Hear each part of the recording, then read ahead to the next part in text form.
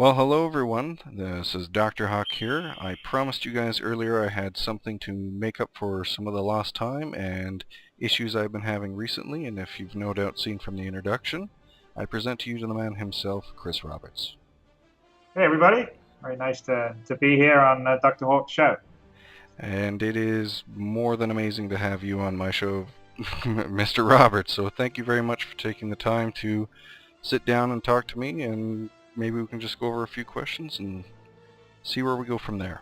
Sure, So absolutely. one of the big things that I've been dying to ask, and me sort of like maybe many others out there, is that you have quite an ambitious dream here. It's a crazy dream. We're in an age of publishers and microtransactions and DLC, etc. Yet what you have here is rooted in a lot of your former works. Are you trying to refine a former Wing Commander dream slash, one of your previous works? Or are you trying to take it, let's say, with, another new idea and take what you've learned from Wing Commander and apply it to Star Citizen? Uh, I think it's kind of a combination. So part of one of the drivers of what I'm doing with Star Citizen is I didn't feel like I delivered on what I wanted to do with Freelancer. So the original goal of Freelancer, I talked about a long time ago was to, the first stage was a single player aspect, and then I wanted to do a sort of bigger multiplayer aspect that would have, tens, hundreds of thousands of people playing in the same universe. And I never really got to get there because I sold the company to Microsoft and I was sort of burned out on games. And so essentially a version of the single player game came out with a kind of multiplayer setup, but nothing was as ambitious. It didn't have a dynamic universe the way I wanted. Didn't have sort of player generated events, which were all things that I talked about back in 1999 when I unveiled Freelancer. So there's a combination of that. And also just I wanted to build a more like the world that I'm doing for Star Citizen, I think sort of matches a bit better with the Wing Commander world in terms of being a more kind of, I don't know, it's not necessarily 100% realistic, but it's sort of a more sort of hard, gritty, kind of photorealistic feel or vibe compared to Freelancer, which was much more stylized because at the time the graphics technology wasn't so good. So I was sort of going for more caricature, more cartoony. Whereas now I'm sort of going for something that I sort of feel sort of almost like a I don't know, hyper real style, which is stylized, but it's more on the photoreal end. And sort of, because I want to feel like you're in Star Wars or, another cool sci-fi movie with that sort of kind of cool, gritty feel. So whether it's Battlestar Galactica or Star Wars. So it's a combination of those two things. So there's a bunch of stuff that, I would be doing for the next Wing Commander if I was doing another Wing Commander, and sort of filling out something I wanted to do a long time ago with Freelancer, which was really sort of the continued promise of what Privateer was, and then taking advantage of today's technology, the detail, the fidelity you can have, and then the fact you can be connected with so many players around the world, which is one of the things that's been the nicest surprise from where we've gone so far is just we haven't got a game out yet, and I feel like we've got this great community, and I feel like we're connected, and we're connected to people all over the world, and we're getting opinions and thoughts and enthusiasm and excitement from everywhere, from every corner of the world, and it's actually completely invigorating. Most of the people on the development team, one of their biggest comments is like, I didn't realize it would be quite as fun or as exciting doing something like this with the community in a live fashion. So it's kind of cool. That's pretty much what has drawn me to this community as well. I tend to lurk a lot on forums, but this is one of the first cases where I was thinking, you know what, there's something here that I think maybe we should jump into. So for me, what I'm kind of hearing is that, instead of just trying to make the same cake better, you're taking what you've learned from it and trying to apply it to SC now. Because there's a lot better tools and a lot better even people and skill sets around you now to work with it. And I tell you, I think that you always have to learn from everything you've done before. So everything you've done before informs what you do going forward, but you can't just basically regurgitate what you did before. So you take the things you liked before, and then you add in new things that you can see you can do now, or new things you'd like to try. So that's always that's a big thing for me. I don't think I would just want to. It's one of the reasons why I did Star Citizen. I actually had the opportunity to come and do a Wing Commander sort of in the more traditional way, but I sort of felt like I wanted to do something bigger and a little more ambitious, and to to be more relevant to what I saw gaming becoming. Fair enough. So now that you have the tools to create your vision, or at least at this point of time, a better version of it, something that I've been wondering with that's a person like yourself, how do you avoid feature creep? Sure, like you got design docs and rigid team structure, etc., to keep things going over at the company. But what stops you from just going, hey, we could add a little bit more over here, or it'd be really cool if we did this, and next thing you know, well, what the heck has Star Citizen become now? Well, Because how well, do you, as the helmsman, avoid that? Well, we definitely. I mean, no, there's definitely some level of feature creep because as we're going along, we see ideas from the community. We think, okay, that would be kind of cool to add, or we have ideas ourselves. But I think the biggest thing that we're trying to do is by having sort of all these deliverables for uh, like front-facing deliverables, right? So it's not an internal deliverable like we got a milestone for a publisher. It's like, okay, we're going to give a hangar at the end of August. Okay, we're doing dogfighting at the end of December. Okay, we're going to do a planet side module, whatever, some point next year, and then we're going to do the alpha of Squadron 42. We're forcing ourselves into some boxes with near-term goals. So yes, there will be some feature creep, but you also have this goal that you have to deliver. So you sort of prioritize what you're going to work on. Because the problem is when you've got a deliverable 2 years out or 3 years out, and you've got a lot of resources, you definitely tend to feature creep, and you're not very focused. And then when it comes down to the last 6 months, you're like, oh shit, I got to do all this stuff. So I'm hoping that the production methodology we're using, which is more iterative, so we're actually releasing components of what will be the final game along the way, will force us to sort of basically keep our scope within a containable area, because we're making them kind of concise. Like, okay, the hangar, it's discrete. Okay, we know what we're going to do. We got to display the ships that you people will have pledged. We got to have a hangar that will change in size based on how many ships you have, and will change based on pledge level. And we've got to let you walk around. So we need animations for that. We need animations you climbing into it, climbing out of it. We need the system where you can put different items on your ships. So bam, that's what we need in that deliverable. So that makes it sort of contained, and that's easier to focus on than like worrying about everything in the whole game. And so that's one of the techniques that we're using in the production that hopefully will save us from feature creeping ourselves to death. But we definitely do add things. We're like, okay, yeah, that'd be cool, but it's always within the constraints of, okay, we need to deliver something in 3 months' time, in 9 months' time, or whatever. So is that where Agile and Scrum come in place? Yeah, well, I mean, I think Agile. Well, see, the thing is, like, the key to Agile and Scrum is the whole philosophy in complicated development is it's just there's so much stuff going on, there's so many interdependencies that it's pretty much impossible to basically chart this all out at the very beginning. If you do one of those Microsoft projects that's got hundreds of thousands of tasks on, you're never going to track to it, and you'll have spent 3 months building something that will end up like being obsolete within a week. So the whole idea of Agile and Scrum is you've got like a general idea of what the project's going to be, say in our case a game, and then you break it down into smaller segments, and then when you get into that segment, then you really get deep. So you're only ever really drilling down really deep when you're in the sort of the shorter sprints, so to speak. Right. But those sprints are always in a limited amount of time, say 3 weeks or 4 weeks or whatever, or 6 weeks. And so because they're in a limited amount of time, they have to be scoped. And so they're basically there's something that you can get your head around. There's something that you can sort of really get your teeth into, and you can it's not sort of this endless engineering project or this endless sort of content creation project. And so the problem with Agile and Scrum stuff is if you don't really have proper deliverables on these things, people kind of use it, but it's not really, because Agile and Scrum is meant to be about iterative development, delivers actual something that works and is functioning, and then you iterate on it, and then you add more features and deliver that function. Like Lego blocks. Yeah, and so kind of why we're doing the front-facing milestones is to basically really make us have a proper deliverable, because when you have a proper deliverable, to a community that we've got over 100,000 people, it's like, you can't fake it. It's got to work. Right. So, and I definitely notice. I mean, I even see it internally. Like, I've got a bunch of really talented people, but I sort of see them fiddling and trying to play with things and make it better and whatever. And then when we've got a deadline, whether it's like, okay, we've got the jump point issue for this month, or we got to get the Aurora brochure out, or we're going to do a video on the Hangar app, that focuses people. So I've sort of moved the development philosophy into trying to focus on front-facing deliverables because I feel like it actually focuses everyone internally to actually deliver because they know they're going to be showing stuff to a lot of people, and then all of a sudden you want your stuff to look really good. You don't want to be the guy that didn't deliver.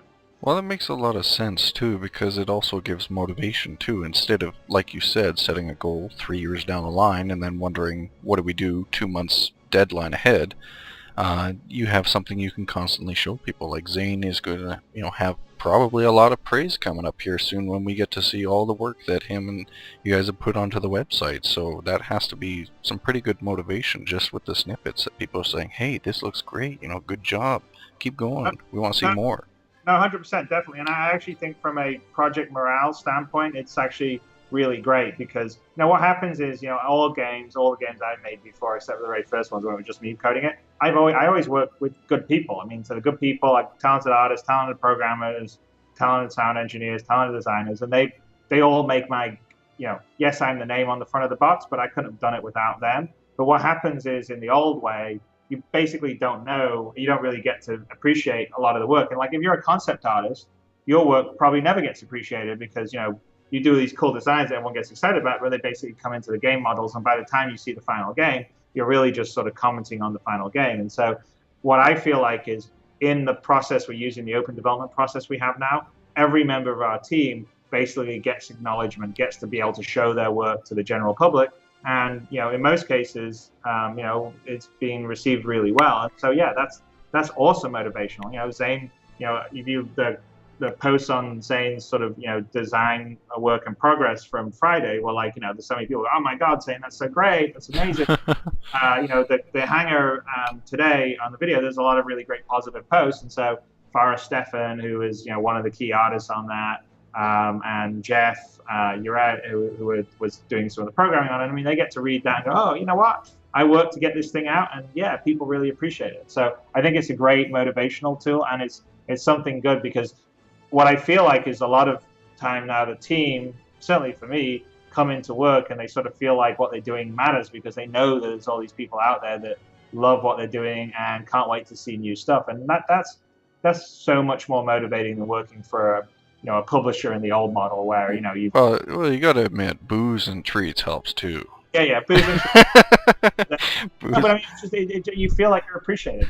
You feel like you're appreciated every day, and who doesn't want to feel like they're appreciated every day? So I actually think on a morale standpoint, a team standpoint, it's good. I mean, we'll have to see because we've got a lot of things to do, and it's making games isn't easy. So there's always surprises and problems, and things are always more complicated than you thought. But I definitely feel the way the development feels to me is I feel like this is a great way to do development, and it's a great way to keep the team enthusiastic and connected to the mission at hand from day one, because that's always a problem. The problem is always to motivate your team for the end goal if it's 2 or 3 years down the road, because that's a goal that's so far away that a lot of people can't sort of even get their head around it. And by doing the process we're doing now, it's like I think what's going to happen is by the time you get to the end goal, you won't have realized because you would have had so many little ones. Yeah, you're just suddenly thinking, geez, how did we get here?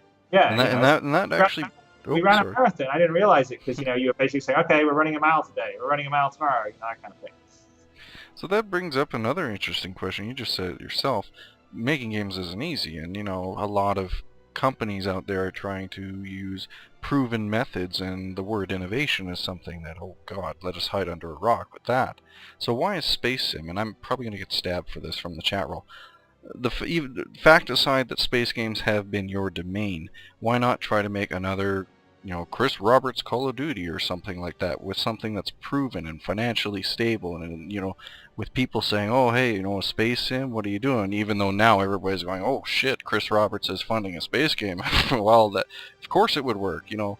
Why again pick a space sim when you could of course go the easy route?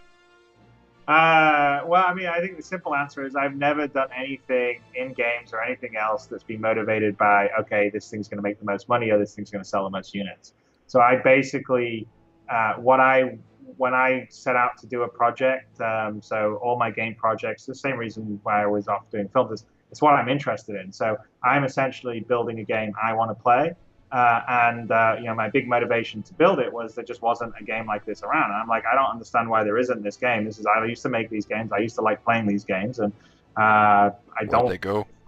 yeah, I don't think I'm unusual, and I'm a PC gamer, and I've got this great computer, and I don't ever have anything that really pushes it to its limit. So, and that was the bet I made with Star Citizen. The bet, there's a lot of people who are saying, oh, I don't know, no one's been into space sims, can you do all this stuff? And my bet was made, no, like there was a lot of people that like these games, and also I just think it's sci-fi, and like the dream of the space sim, the sort of aspirational fantasy of it. I think is common. I mean, sci-fi. The biggest movie of all time, Avatar, is a sci-fi movie.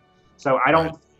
I just think that people haven't been particularly making this game, and maybe people stopped innovating and doing interesting things and focused on other things like military first-person shooters or whatever it was. But I definitely think if you deliver a good one, it will do well. Maybe it's not going to sell as much as Grand Theft Auto or Call of Duty, but I think, especially the way we're set up, where we don't have a lot of overhead, we'll do quite well as long as we deliver a good game. And that's all I care about, because it's delivering a good game is what's important to me. So I just want to be able to make enough money to allow me to make a good game and to continue, in the case of Star Citizen, to add content to it. I Um, believe I believe Demon Souls and Dark Souls, the guys over at From Software went with the same approach. They're not as massive as Call of Duty or anyone, but they sure as hell gained momentum, and now they're making Dark Souls 2, and that's not a game for everyone, so the same approach, you would say? well, yeah, I mean, look, I think I've had plenty of comments where I said how much I really like Demon Souls, and It's amazing. when I played it, it was a very sort of like culty niche game, and you could hardly, it was hard to get a copy. And I'd read a lot of things where people were saying this is a really great game, and I was like, oh, I'm going to check it out because, and it sort of reminded me of like a classic, like why I like games in the old days, like they were hard, and when I achieved something, I felt real satisfaction, and I thought it was really smart about, and I kind of like skill-based action as well as sort of a little bit of the leveling up. So I don't like where it's an automatic roll. I'm level 85. I will always beat level whatever 65 or something. Right. So I actually like the fact that you had to block a hit, or you had to use some skill. Plus you had to be smart, and you had to be careful, and it was hard to achieve things. And then I like their sort of shared, persistent world where people can leave notes for you, and occasionally they can come and help you beat a boss monster, or they could invade your world. And And stab you in the back. yeah, it was I really liked it. But yeah, I mean, I think that's an example of they focused on a core audience, and they didn't try to pander to this huge wide. Okay, we got to make it easy and social and da da da. And it kind of worked for them. So, and that's kind of that's my model on Star Citizen. I mean, I think that maybe a lot of people ultimately will like the game, but I'm not really concerned about trying to pander to the entire market. Like maybe if you're at a publisher, they'll be like, well, we need you to sell 5 million copies, so we think you may need to have these elements and these elements to do it, which you can see in some of the bigger studio games. Like Right. I love Deep Space, the original one, but you can sort of see it in the most recent one where it sort of feels like it's sort of moved away from the original survival horror Oh, dark. Dead Space.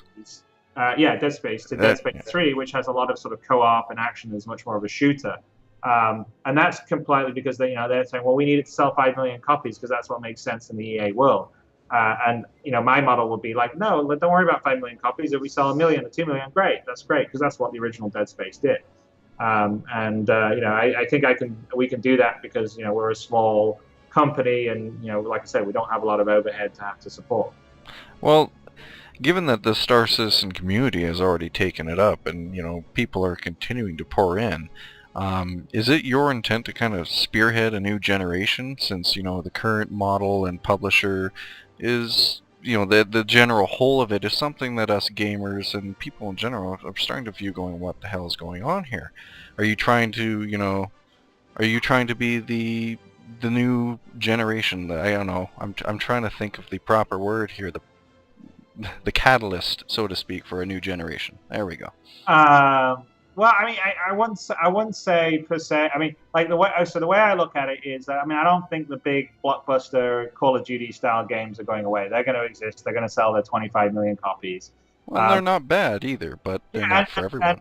and they definitely are. It's just I think there's a hole in the marketplace, which is kind of what I think something like Star Citizen's delivering. And I think that if it's done well, and I think there's a few other people doing the same kind of thing, it will be a very fun and empowering thing for real gamers that they love what they're playing, they love the genres they're playing, and they want to be involved in it because the thing that besides the fact that you're bringing you're helping bring back say a genre that you really loved in the backing Star Citizen, you're getting to sort of participate and see and have your voice be heard in a process that like normally you would never do. I mean, it's not that every one single opinion or idea gets heard, but it's a voice, and we read all the forums and we listen and we basically, have a pretty good, I think, vibe on kind of what people want and what they don't want, and that definitely influences some of the direction that we take. And typically you would just never be able to do that on a traditional big publisher game because that would it would be built in secret and then it would be announced at E3 and then it would be on the store shelves and then you could give your feedback which would come out in reviews and user comments and maybe that would affect the sequel. But here it's sort of like you're plugged in live and you're seeing it in process and you're getting your voice heard. And so yeah, I think as a gamer it's pretty empowering. I actually go out and back other people's games for that reason. I think it's empowering to say yay or nay and not have someone dictate to me what game I'm going to get. And so I think if there will definitely, I think, be a thriving sort of more crowd-funded development scene that will coexist with the big event game development scenes that sort of the Call of Duties, the Grand Theft Autos, and I think they're both viable. And I'm really enjoying the process that's happening here because it feels alive. It feels like every day is things move and change and they're vibrant and that's cool. So I wouldn't necessarily. So I'm not saying that I'm a trailblazer as far as it, but I am enjoying it, and I think that other people will do it, and it's a two-way street. I think it's good for the gamers on their side, and it's good for the developers. And I can tell you, everyone that works on the team here is so much. They'd much rather get comments from the community on their work than from a publishing executive. Fair enough. Although I will have to make a comment with Zane's Photoshop forum post with you. You sure do look like a trailblazer in some of those. Those ones are very cool. Shout out to Zane, man. I don't think I've ever looked that badass in my life. Yeah, that was well done. So here's a flip side to what you said. Obviously, and I really respect you more with what you've said. You're not trying to go for money. But how do you plan to attain maximum exposure with those who say, are console gamers, or maybe are in my position or something else where we don't exactly have the biggest PC or something, aside from maybe get them a job? How do you appeal to those people? How do you just say, hey, you should come check out Star Citizen or something like that? Because there are people out there who don't have gaming PCs. Yeah, no. Well, I think the way I'm approaching it is that I'm gonna concentrate on making a really good game for my core audience. Okay. And then I'm going to hopefully the game's good enough that starts to speak for itself, and of course the community itself. I mean, because it's not just what we the press we do. I mean, we have over 100,000 basically evangelists for the game, right? Because everyone's backed it and everyone's actively trying to get other people in, and that's I think to be honest with you, in the future, I think that kind of I don't know what to call it, marketing or whatever, but I think that is one of the ways that you will sort of grow and gather more players in as you go. People go, oh, you're having fun doing this? This is really cool, and do that. So there's that way. And then I think that down the road, just the nature of technology becoming cheaper and more powerful, by the time we're out and we've satisfied the core gamers and hopefully we're continuing on, because I sort of view Star Citizen as something that hopefully will go for a long time, like EVE Online's gone for a long time. Then I think that there will be situations where the hardware then is going to be cheaper and more powerful. So you will be able to play Star Citizen and get the experience on hardware that maybe now $1,500. In a few years' time, maybe only $500. So we'll sort of see how that goes. But right now, I'm really just sort of focused on my core audience, which I think is bigger than people suspect, and then going from there. I don't think you have to worry. That's just, looking at all the pledgers and even everything every day, every day you wake up and look at your pledge, drive, you constantly have people pledging, and I really Yeah, don't think you'd have to be worried.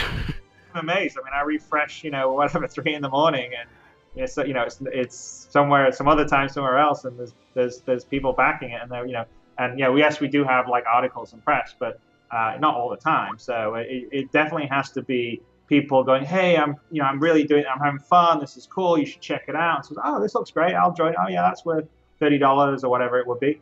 And that's got to be 100% word of mouth driven, which is really fantastic. Very clever. So, when you guys actually get a moment to sit down and play the game yourself, like, this is your baby, your vision, your game, but you have, Eric, everybody over there working, you're working hard at it. Um, when you're all said and done, how do you actually sit down and enjoy a game that you yourself had the idea sprang forth from? That's the magician knowing the trick, essentially.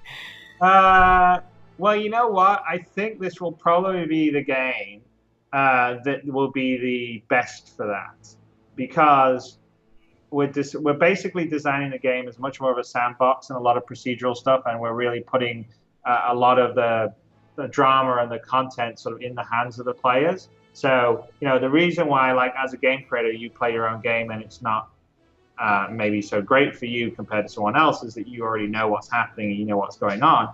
But in Star Citizen, uh, in this universe, to be honest with you, I don't know what's going to happen. And I think part of the fun's going to be seeing what evolves. We're going to give tools for people. And I'm just really curious to see kind of like what alliances, factions, what people fight over, what they do, what they get up to.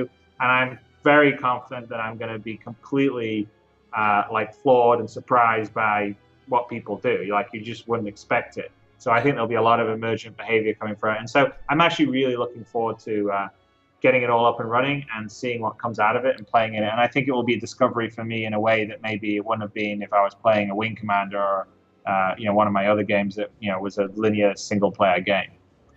Yeah, a lot of people have, even on the chat roll or the forums, if you look at them, have made parallels to Eve. Some of them, excitedly, others shunningly because they don't want to talk about that game. But would you say that's kind of it's a commendable route to go? I really respect what Eve has done, and it's really fun to go in there knowing that the fans drive the game. And, would that be a good parallel to use for somebody if you were to say, hey, this is what Star Citizen is like, or sort of? Well, I mean, I think in so much that Eve is sort of community driven in terms of a lot of the drama and conflict. Yes, in terms of play style, it's not at all. Oh no.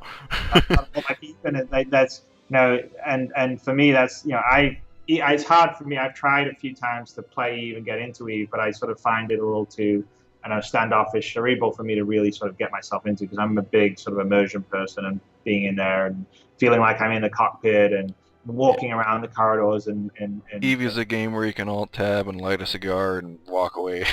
It plays itself sometimes. well, so the immediacy, the rawness of what I think I'm trying to do with Stutzen isn't a need, but in terms of sort of the long term thinking and the sandbox and the community driven aspects of it, yes, and they've done a really great job. I mean, it's really impressive that it's 10 years later and they've got a bigger audience than they've ever had, and it's an incredibly dedicated audience. I mean, it's fantastic. I mean, they've probably, if you want to sort of look at a sort of diehard, faithful community, I would say Eve was probably one of your biggest examples of it, and so they've done some really great stuff. So, I think Star System will give you a different flavor, but we definitely want to be player driven. So maybe a better note would be to use, and you're going to have to forgive me because I've played a very few of your games, mostly due to me being a young kid.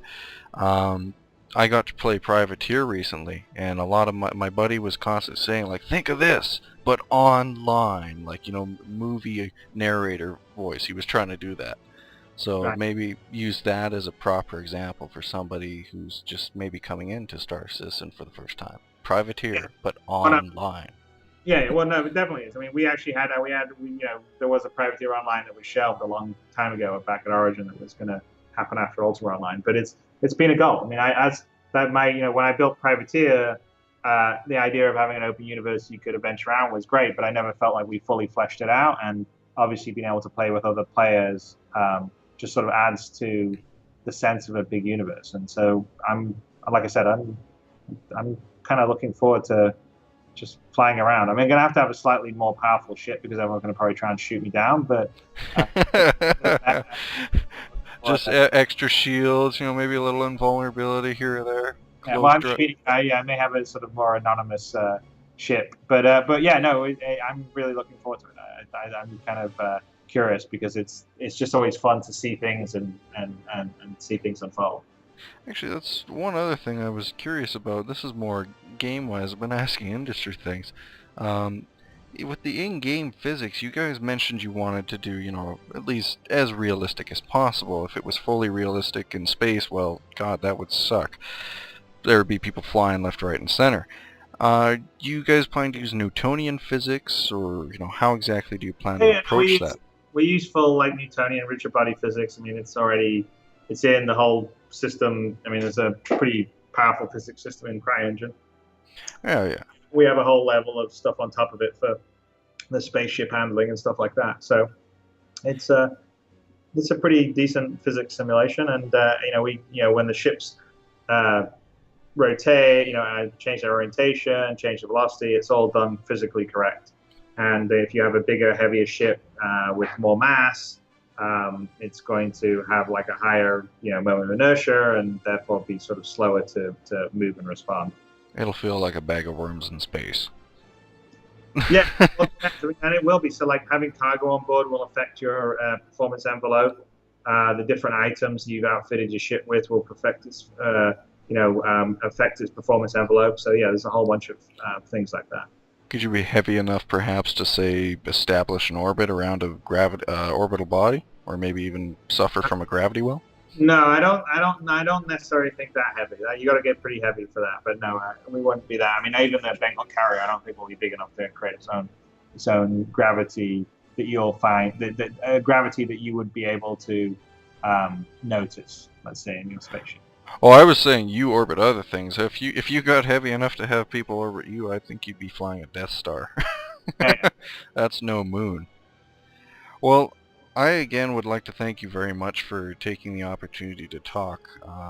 Again, this is deeply appreciated. You're very busy and you're working hard, and the fact that it was Zane and Shigo who had mentioned and asked if you'd be able to talk to me. So a shout out to them, and then thank you very much. Yeah, no, I did. Well, I did a backer call with Shago, and she said, "Will you go on, Dr. Hawk's show?" And I'm like, "Yeah, sure, that'd be great. Not a problem at all. I'd be more than happy to."